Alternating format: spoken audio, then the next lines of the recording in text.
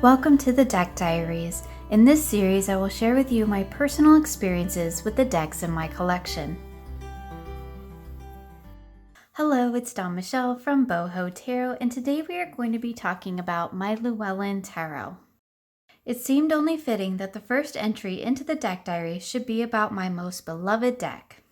The Llewellyn Tarot is an enchanting deck based upon the myths, legends, and culture of medieval Wales, the land of the Red Dragon. Artist Anna Marie Ferguson brings these mythical moments to life through her delicate watercolor paintings of fair maidens, fierce warriors, otherworldly priestesses, and powerful magicians. Through her profound images, Anna Marie conjures tarot legends that honor both the system upon which it was built and the landscape that brings their stories to life. In the guidebook, Anna Marie writes, a powerful intersection occurs where the virtues, archetypal characters, and dramas of the tarot meet with their mythological counterparts. The artwork of the Llewellyn Tarot draws from the Visconti tarots for the major arcana and is loosely influenced by the Waite-Smith rendition of the minors. Blending these traditional structures of tarot with the myths and legends of the medieval Welsh world creates a deck with powerful images and layers of meaning. So the Llewellyn Tarot is one of those decks in my collection that is definitely a comfort deck for me. I have trimmed this copy, and to tell you the truth, before I trimmed it, I could not connect to this deck. This deck does come with pretty large borders. They're actually quite detailed and beautiful, but it made the deck really large and hard for me to handle. And it was one of those decks that I got, I kind of shuffled through it, tried to work with it a little bit, it just wasn't working for me, so I stuck it on the shelf. And then after seeing a couple of videos and seeing some pictures of this deck trim, I thought, well, I might as well give that a try because at this point, I'm not using it as it is. So I went ahead and I took the borders completely off this deck, and this was before I even started really doing measurements with my decks, so it's not entirely perfect. It's a little bit wonky, and in all honesty, that kind of makes it a little bit more special for me because it's one of the first, not the first deck, but one of the first decks that I ever trimmed. And of course, I have also edged it in one of my favorite edging colors, which is this beautiful yellow. So this is a deck that tends to be the deck that I turn to whenever I'm just not feeling it with any other. It's the deck that kind of just, it feels good in my hands. It's a deck that I love to shuffle. I love to work with.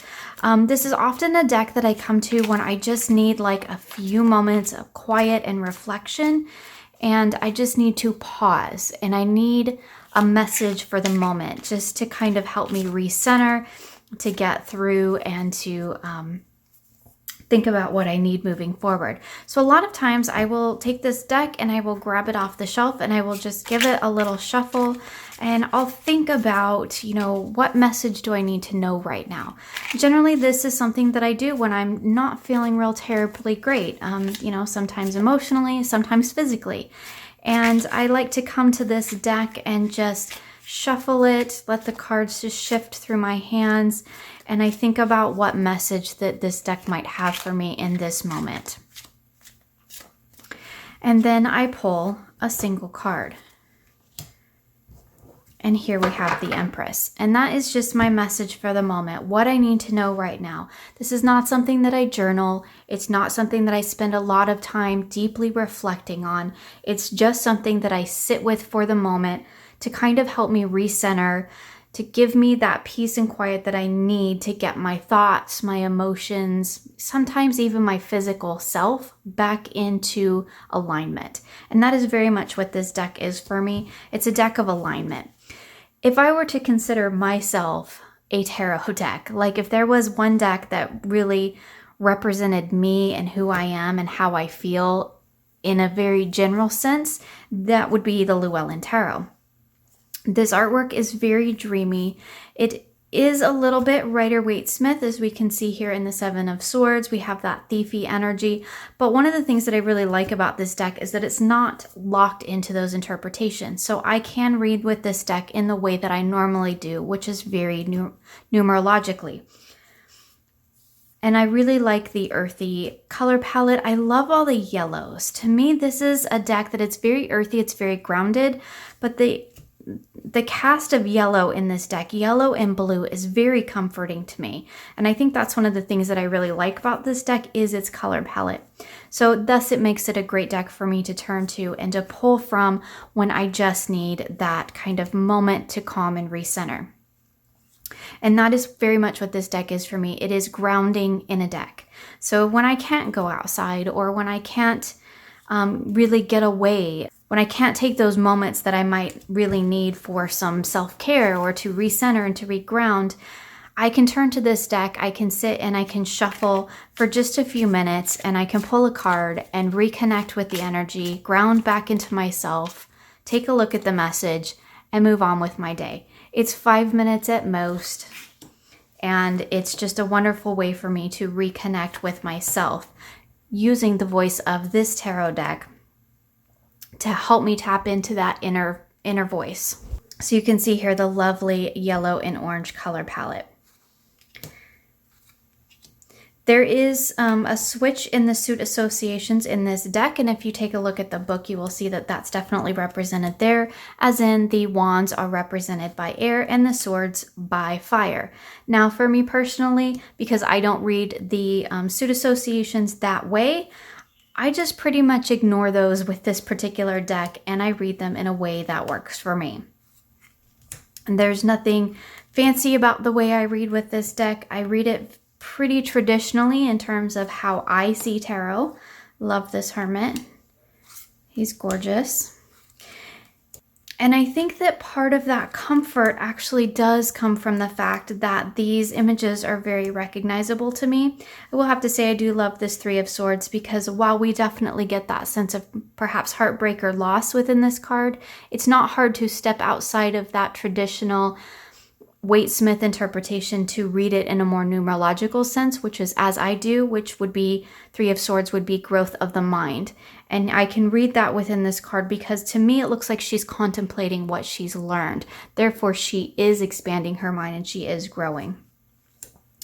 So that's, I think, one of the things that I really appreciate about this deck is that, and one of the reasons I find it comforting is because it is very recognizable. And there is a sense of comfort in that. I learned to read tarot with the Waite-Smith system. And so, you know, my first tarot decks were all Waite-Smith inspired decks. I didn't actually get a real Rider-Waite-Smith deck for many, many years after I read tarot because the artwork just never appealed to me. But when I came across this deck, the artwork very much did appeal to me. And there is that sense of sort of coming home, I think, in this deck. I do tend to gravitate towards decks that kind of go their own way, that represent the tarot more numerologically or dive deep into different aspects of the tarot. I don't tend to gravitate towards those Rider-Waite clones for the most part, but there is something about coming back to a Rider-Waite inspired or a Waite-Smith inspired deck. And it is a bit like coming home because for me, I don't have to work really hard to interpret these cards. I don't have to struggle to find the meaning within them. And even though some of the cards have changed, like for example, here we have the Devil, and that is very much a horn god energy. And that does resonate with the way that I see things anyway, so that works for me. Here we have the Ten of Swords. The one thing that I really like about this deck, in the Ten of Swords, she does not have the 10 swords impaled into her back. We see them surrounding her, but she is washed up on the shore. That doesn't necessarily mean that her life is over. It just means that she has passed on through this phase, through the 10 phases, through the 10 swords, and has washed up, come up the other side, but we could imagine her getting up and moving on to that next stage, which is how I would see the 10 again. So that's one of the things I really like about this deck, is that it does allow me to kind of come back home to those traditional meanings that I was taught so many years ago. But it also is open enough that I can layer upon that my own interpretations that I have worked to cultivate over the past 10 plus years. So although we're talking about the Llewellyn Tarot today, I do want to mention that one of the ways that I work with the Llewellyn is in conjunction with another deck, and that would be the Anna K. Now this is what I call my pocket Anna K. It is a trimmed version. I do have a whole video on this, and I have trimmed this deck down to be specifically the same size as my Llewellyn because I do use those two decks together. I do have a full-size version of the Anna K as well that I use separately for other readings. This deck in particular gets used alongside my Llewellyn Tarot. And the reason that I use these two together is that one of the readings that I do primarily with this deck is to do what I call a within and without reading. And so this reading utilizes both of these decks to take a snapshot of the world both within me and what's going on around me. So for this particular reading, the Llewellyn Tarot represents me. It is, as I mentioned earlier, it is me in a deck. So generally what I do for this type of reading and how I most often work with this deck, in addition to doing my one card pulls with it, I would say that my one card pulls are the thing I primarily do the most with. This deck travels with me. If I go places, when I go out of town, this is the deck that goes with me. It's been on a lot of family vacations. It has been on a lot of business or family trips and things of that nature. And it's, as you can see, probably it's starting to get pretty well worn, so it might be time to give it a little refresh. So the way I work with these two decks together is I will first pull 3 cards from the Llewellyn Tarot, and this represents me. This is my state of being, what's going on within me, what's going on in my heart, my mind, my soul, sometimes even my body. It's not there's no particular positions in this type of reading that I do. This is very much a free form reading. Then I take my Anna K and I give it a shuffle and I lay 3 cards, and these 3 cards represent the world around me. So these are the relationships in my life. These are the physical environments, the people, the places, the things in my life. And this overall gives me a sort of snapshot of what is going on both within me through the cards of the Llewellyn Tarot, as well as around me through the cards of the Anna K.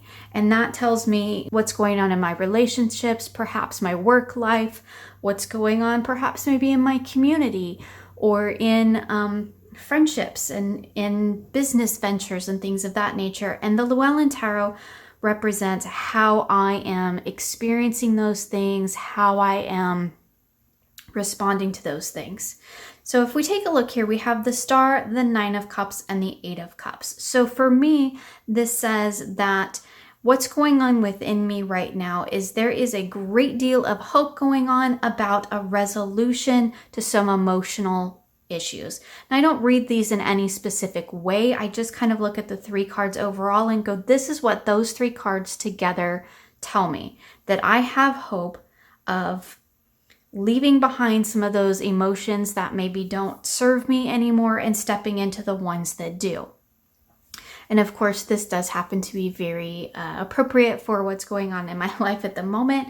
I think that when you do sort of a general reading like this, and one of the reasons why I like to do readings without so much a specific question or prompt in mind is because for me, these readings generally reflect back what I'm not necessarily wanting or willing to see in the moment. So when I lay down cards, it's just showing me, here's what you need to know without bringing any of my own preconceived notions or expectations into the reading.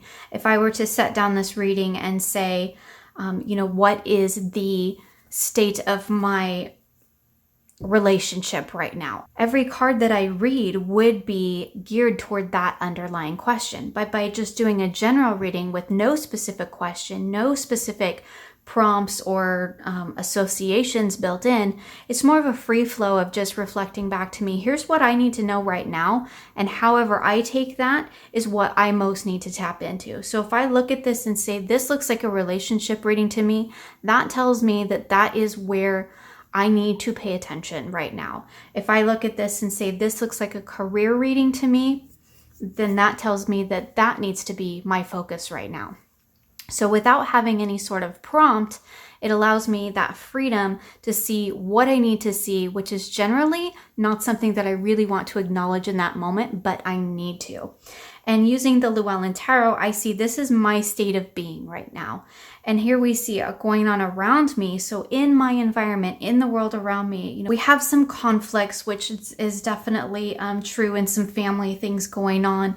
But that's going to ultimately lead to a victory of sorts. It's going to lead, as I see the Six of Wands, it's going to lead to a balancing of things. And then here we have our King of Pentacles. So eventually all of that is going to bring itself into an alignment and a sort of mastery where my inner and outer worlds are going to come together.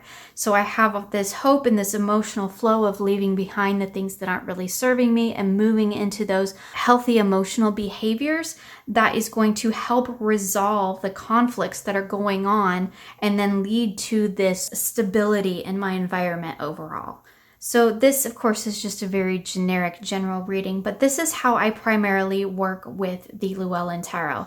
And I will be doing a deck diary on the Anna Kay because it is another deck that is very important in my collection. But I'm going to be using that one primarily with the larger deck because this smaller deck is specifically geared towards this reading.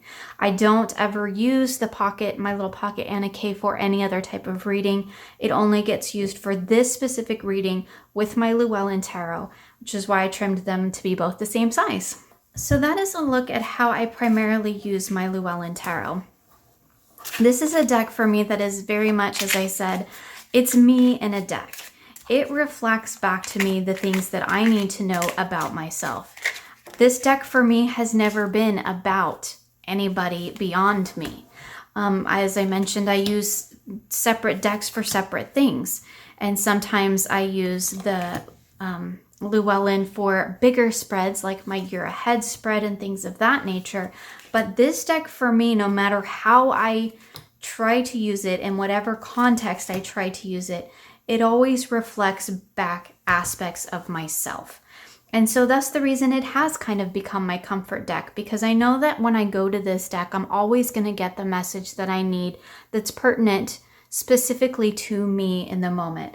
Whereas my Anna Kay deck, which we'll see in another video, tends to be my deck for family readings. So that is one that tends to encompass the whole state of my family, not just me personally. So that's one of the reasons why the Llewellyn, I think, is very special to me, and why, even though it is not the most expensive deck in my collection or the rarest or the fanciest by any means, it is definitely the most closest to my heart. And I think that is because every time I pick up this deck, it speaks to my soul and it tells me exactly what my heart needs to hear in order to make the changes, to move on, or just to provide that comforting message that I need in that moment. The guidebook for the Llewellyn Tarot is lovely, and it has particularly a nice touch for the major arcana, which includes little stories about each of the archetypes that we find within this deck. So the major arcana really shines in this book in terms of the writing. The stories are wonderful and I've really enjoyed reading them. Although, to tell you the truth, I don't actually work with them in terms of working with my tarot deck. For the minor arcana, you have basically your traditional descriptions and keywords as you would expect to find. But it is a lovely guidebook, as Llewellyn guidebooks often are. The Llewellyn Tarot, so named after its Welsh publisher, is a mass-market deck published by Llewellyn Publications. It was first printed in 2006, and this particular set is the 10th printing from 2016. At the time of this recording, it is still widely available, and you will find the purchase links in the description box below. However, do keep in mind that my version has been lovingly, if not perfectly, trimmed. Thank you for joining me for this look at the Llewellyn Tarot. I would love to know your thoughts on this deck, so please feel free to share with me in the comments below. I hope you enjoyed this video and will join me again soon for more creative tarot for an inspired life.